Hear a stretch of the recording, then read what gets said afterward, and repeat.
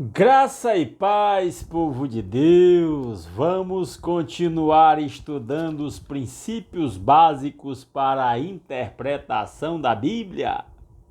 Nós já vimos 9 princípios nos vídeos anteriores aí, princípios gerais, né? O último princípio, os 3 últimos da última aula eram: cada cristão tem o direito e a responsabilidade de investigar e interpretar pessoalmente a palavra de Deus. A história da igreja o oitavo princípio. A história da igreja é importante, mas não é decisiva na interpretação das Escrituras. E o nono, que foi da última aula: as promessas de Deus em toda a Bíblia estão disponíveis ao Espírito Santo a favor dos crentes de todas as gerações, o que faz com que qualquer crente possa estudar a palavra de Deus e ouvir a voz do Espírito Santo ao seu coração por meio desse estudo da palavra de Deus. Mas agora nós vamos mudar para os princípios gramaticais e vamos apresentar 3 princípios gramaticais, e a todos eles eu atribuí um exemplo da Bíblia que nós vamos discutir lá no nosso grupo de WhatsApp. E se você não está no nosso grupo de WhatsApp, eu o convido a fazer parte dele. Vou deixar na descrição do vídeo e também no comentário fixado o número do meu WhatsApp para você mandar uma mensagem para ele aí solicitando a sua participação no grupo, tá bom? Princípios gramaticais. O primeiro princípio gramatical, que na sequência é o 10º princípio, na verdade, diz assim: a Escritura tem somente um sentido. A Escritura tem somente um sentido e, no geral, deve ser tomada literalmente. A primeira opção para a interpretação da Bíblia é tomar o texto como literal, o aspecto literal. Até em livros poéticos, como é o caso dos Salmos, por exemplo, Cântico dos Cânticos, Lamentações de Jeremias, são livros poéticos. E é claro que na poesia tem muita coisa figurada, isso é natural da linguagem poética, mas até prova em contrário, o primeiro princípio para o qual se deve prestar atenção, a primeira regra é tomar o texto no sentido literal. Aí ele coloca entre parênteses: para exceções, veja os princípios 14 a 17 que nós vamos estudar nesta sequência. Nós estamos no 10º princípio. Então, quando você ler um texto bíblico, primeira opção é interpretá-lo literalmente, do jeito que está escrito. O Senhor é o meu pastor, nada me faltará. Tem alguma coisa figurada nisso? Quais são os aspectos figurados? O que ele está dizendo literalmente? Que Deus supre o seu servo como um pastor supre a sua ovelha, que o pastor cuida do seu servo como o pastor cuida da sua ovelha. O lado figurado é a ovelha e o pastor aqui, figurado como símbolo do servo. Mas o primeiro significado é o literal, né? Eu estou abordando aqui nesse versículo que me veio à mente agora, dá para mostrar tanto o aspecto figurado quanto literal, tá certo? Por exemplo, quando Jesus diz, quando João diz, e esse texto tem algumas facetas nessa questão da interpretação bíblica, depois a gente vai abordar outra, mas quando Jesus diz: porque Deus amou o mundo de tal maneira que deu o seu Filho unigênito, para que todo aquele que nele crê não pereça, mas tenha vida eterna, João 3,16, ele está falando literalmente que Deus deu o seu Filho único, Jesus Cristo, deu-o para morrer na cruz em nosso lugar. Então toma-se isso literalmente. Ok? É a primeira forma de ler qualquer texto bíblico, a menos que fique implícito que ou seja claramente um texto figurado. O próprio contexto vai mostrar se é figurado ou não, mas enquanto isso não é evidente, a primeira regra é ler o texto como ele está escrito literalmente, ok? Segundo princípio, e aí a gente conversa mais sobre isso lá no nosso grupo de WhatsApp. Segundo princípio, que é o 11º dos princípios em geral, do segundo princípio gramatical. Interprete as palavras no sentido que tinham no tempo do autor. E aí requer um estudo. Por exemplo, existem livros que falam dos costumes da época do Novo Testamento, da época de Cristo. Costumes, cultura da época, história da época. São livros interessantes para a gente ler, para saber o significado que a palavra tinha. Eu separei aqui um exemplo para nós. Interprete as palavras no sentido que tinham no tempo do autor, porque as palavras mudam com o passar do tempo. Por exemplo, em Mateus capítulo 15, do versículo 25 a 27, eu vou ler bem aqui para nós. Mateus 15, do versículo 25, meu papel de marcação está caindo aqui.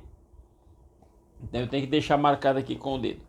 Mas vamos lá. Mateus capítulo 15, do versículo 25 ao versículo 27, tem um exemplo de uma palavra que eu me lembrei, que eu quero destacar para os irmãos, que a gente precisa compreender no sentido que ela tinha na época em que ela foi escrita, na época que Mateus a escreveu. Já que eu desmarquei o outro texto lá, depois eu volto.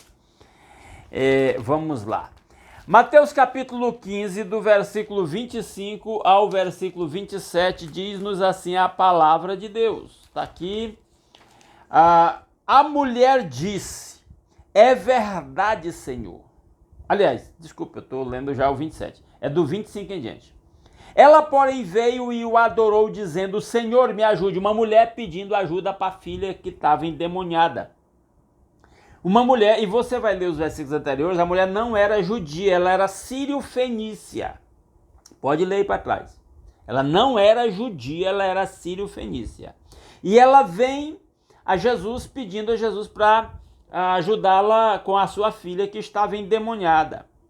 Verso 26, Jesus respondeu, não é correto pegar o pão dos filhos e jogá-lo aos cachorrinhos. Será mera coincidência Jesus usar essa figura e, de certa forma, até meio que indiretamente chamar a mulher de cachorrinha, porque ele está dizendo, não é correto eu tirar o pão dos filhos, eu deixar de atender os judeus, digamos assim, para atender quem não é judeu. Ela era sírio-fenícia. Aí a questão é, por que Jesus usa essa expressão, chamando de certa forma a mulher de cachorrinho? Olha a reação da mulher no verso 27. A mulher disse, é verdade, Senhor, pois os cachorrinhos comem das migalhas que caem da mesa dos seus donos. Ela disse, essa é verdade, Senhor, não é correto tirar o pão dos filhos para dar para os cachorrinhos, mas os cachorrinhos comem das migalhas que caem da mesa dos seus donos. Ela se humilha diante de Jesus. E aí eu estou na questão porque nós estamos dizendo, o princípio é, temos que interpretar as palavras de acordo com o contexto em que elas foram escritas. Por que que Jesus se referiu àquela mulher como cachorrinho? É porque os judeus chamavam quem não era judeu de cachorro, de cão. Você sabia disso? Você pode pesquisar a palavra cão, que ela tem vários contextos e significados. Por exemplo, Lázaro, se diz que os cães vinham lamber as feridas do Lázaro, aquele que era todo leproso, que queria comer das migalhas que caíam da mesa do rico, da parábola do rico e Lázaro. Por que que o texto diz que os cães vinham lamber-lhes a ferida? Porque ele estava numa situação deplorável lá, a ponto de que animais imundos como os cães vinham lamber-lhes as feridas. E os judeus se referiam a quem não era judeu como cão. Aqui voltando para o contexto dessa conversa de Jesus com essa mulher. Mas a mulher aceita com humildade. Jesus está explorando, revelando, não, explorando não é a palavra correta, Jesus está revelando o que havia no coração daquela mulher e ela se humilha diante de Jesus. Então, você entender o significado da palavra cachorrinho naquele contexto ajuda você a compreender o nível de humildade ao qual aquela mulher desceu.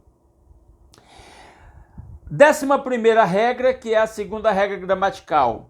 Interprete as palavras, aliás, eu já estou nessa, foi o que eu acabei de ver, 11º. Interprete as palavras no sentido que tinham no tempo do autor. 12º, interprete a passagem interprete a passagem em harmonia. Peraí, meu Deus, onde é que eu estou? Interprete a palavra em relação à sentença e ao seu contexto. Em relação a... Você tem que interpretar a palavra dentro do contexto. Às vezes você está lendo ali, analisando 2 ou 3 versículos, mas é bom que você leia os versículos que vêm antes, é o contexto, e o que vem depois. Talvez procurar pesquisar a palavra em outros textos, a repetição dessa palavra no sentido em que ela for usada. Por exemplo, o fato de que o Jesus chama a mulher de cachorrinho, num certo sentido, e que Lázaro era lambido pelos cães, né? Isso são contextos diferentes, mas ambos falam de cães. E aí o significado dessa palavra nestes contextos, né? Então a palavra tem que ser relacionada ao seu contexto. Eu vou citar um exemplo. Por exemplo, João capítulo 4, versículo 10. Vou ler aqui João capítulo 4, um exemplo. A palavra, para nós abordarmos uma palavra em relação ao seu contexto. João capítulo 4, no versículo 10, na conversa de Jesus com a mulher samaritana, Jesus respondeu: se você conhecesse o dom de Deus e quem é que está lhe pedindo água para beber, você pediria e ele lhe daria água viva. E aí a palavra, de acordo com o contexto que eu quero destacar, é água viva. Por que Jesus está se referindo à água viva? A gente vendo o contexto dá para entender. E entendendo o contexto, a cultura da época. Por exemplo, eles estavam na beira de um poço, a mulher veio buscar água. Água viva, a água do poço era uma água parada, brotava ali e ficava ali mesmo, dentro do poço. Era uma água parada. Água viva era água de rios, água que fluía, que corria. Então, havia o entendimento de que a água que corria num rio, por exemplo, num riacho, num córrego, era chamada de água viva. Ela era considerada mais importante do que a água de um poço, porque a água de um poço era parada, não era uma água viva. Então você entende, mas é claro que Jesus estava se referindo à saciedade da nossa sede espiritual, que só o próprio Jesus poderia satisfazer, é o que ele vai mostrar no contexto. Então, quando você lê o texto todo e presta atenção nessas nuances, você vê por que certas palavras são usadas. Entendeu? Por isso que o autor nos diz, como regra, que nós devemos ler as palavras dentro do contexto em que elas foram inseridas. Então, não pega uma palavra isoladamente. É o 12ª regra. Interprete a palavra em relação à sua sentença e ao seu contexto, o ambiente em que ela foi dita. Vou citar só mais um exemplo para a gente encerrar, porque o vídeo já está começando a ficar muito grande. Por exemplo, Jesus no último dia, o grande dia da festa, depois você lê João 7, 37 a 39. Jesus se põe em pé e diz: todo aquele que tem sede, venha a mim e beba. Quem crê em mim, como diz as Escrituras, do seu interior fluirão rios de água viva, que jorrarão para a vida eterna. Por que Jesus estava usando essa palavra num dia de festa, que quem nele cresce, do interior da pessoa que nele cresce, iria fluir rios de água viva? Porque naquela festa tinha uma cerimônia em que se buscava água lá num certo tanque, em jarros, e trazia para ser derramada ali num processo de purificação. Era muita água jogada ali naquele espaço do templo durante aquela festa como símbolo de purificação. Então, nesse contexto, Jesus chama as pessoas para beberem dele, porque ele é quem realmente dá a verdadeira purificação, porque dele emanam as verdadeiras águas, as verdadeiras águas purificadoras. Então, é importante compreender o contexto para então interpretar o texto e por que determinadas palavras são usadas naquele contexto. Espero que tenha sido esclarecedor para os meus irmãos. As dúvidas a gente esclarece lá no grupo do WhatsApp, pode perguntar, pode questionar, a gente vai tentando explicar. E se você não faz parte do grupo do WhatsApp, clica aqui na descrição desse vídeo e pega o número do meu WhatsApp aí, me manda uma mensagem pedindo que eu coloco você lá no grupo do WhatsApp, beleza?